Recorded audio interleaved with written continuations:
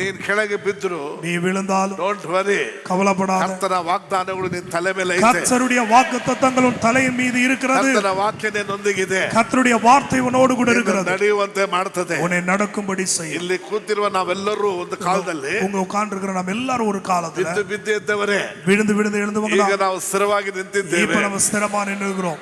Amen. ஆமென். ಅರ್ಥ ಆಯ್ತಾ? ಅರ್ಥ ಆಯ್ತಾ?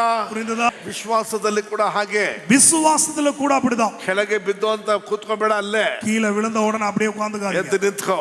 எழுந்து நின்று ನಮ್ಮನ್ನು ಕರೆದಾತ ನಂಬಿಕಸ್ತ, நம்மை அழைத்தவர் உண்மை உள்ளவர். ನಮಗೊಂದು ವಾಗ್ದಾನ ಕೊಟ್ಟಿದ್ದಾರೆ. ஒரு வாக்குத்தத்தத்தை கொடுத்திருக்கிறார். ಆರಂಭಿಸಿದಂತ ಒಳ್ಳೆ ಕೆಲಸವನ್ನ, உங்களில் ஆரம்பித்த நல்ல வேலையை ಆತನು ಬರೋದ್ರೊಳಗೆ ಮುಗಿಸಕ್ಕೆ ಶಕ್ತರಾಗಿದ್ದಾನೆ. அவர் வர வரைக்குள்ள முடிக்க அவர் வல்லவர். ಯೆಶಾಯ ಹೇಳಕ್ ಸಾಧ್ಯ, ನನ್ನಲ್ಲಿ ದೇವರು ಆರಂಭಿಸಿದ್ದಾರೆ. எத்தனை பேர் சொல்ல முடியும்? தேவன் எனக்குள்ள ஆரம்பித்திருக்கிறார். So the God who started good working in you, ஆமென். நற்கிரியைகளை அவர் ஆரம்பித்தவர், அதை முடிக்க வல்லவர். ಒಳ್ಳೆ ಕೆಲಸವನ್ನು ಆರಂಭಿಸಿದ್ದಾರೆ. நல்கிரியைகளை ஆரம்பித்திருக்கிறார். ಆತನು ಬರೋದ್ರೊಳಗೆ ಅದನ್ನು ಮುಗಿಸಕ್ಕೆ ಶಕ್ತನಾಗಿದ್ದಾನೆ. அவர் வரதுக்குள்ள அதை முடிக்க அவர் வல்லவராய். ಆಮೆನ್. ஆமென்.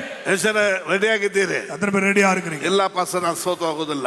இல்ல பாஸ்டர், நான் சோர்ந்து போவதில்லை. ನನ್ನಲ್ಲಿ ದೇವರು ಆರಂಭಿಸಿದಂತ ಈ ನಂಬಿಕೆ, எனக்குள்ள ஆரம்பித்த அந்த நல்ல விசுவாசத்தை, ಇಷ್ಟು ದೇವರು ವಾಗ್ದಾನಗಳಿದೆ ನಮಗೆ. இவ்வளவு தேவ வாக்குத்தத்தங்கள் ಈ இருக்கிறது. ವಾಕ್ಯಗಳೆಲ್ಲವೂ ನಮಗೆ இந்த வார்த்தைகள் எல்லாமே நமக்கு ಬಲಪಡಿಸಿ ನಮ್ಮನ್ನು ಸ್ಥಿರಪಡಿಸುವಂತದ್ದಾಗಿದೆ. நம்மை பலப்படுத்தி ஸ்திரப்படுத்துகிறதா. ಹಲ್ಲೆಲೂಯಾ. ஹல்லேலூயா.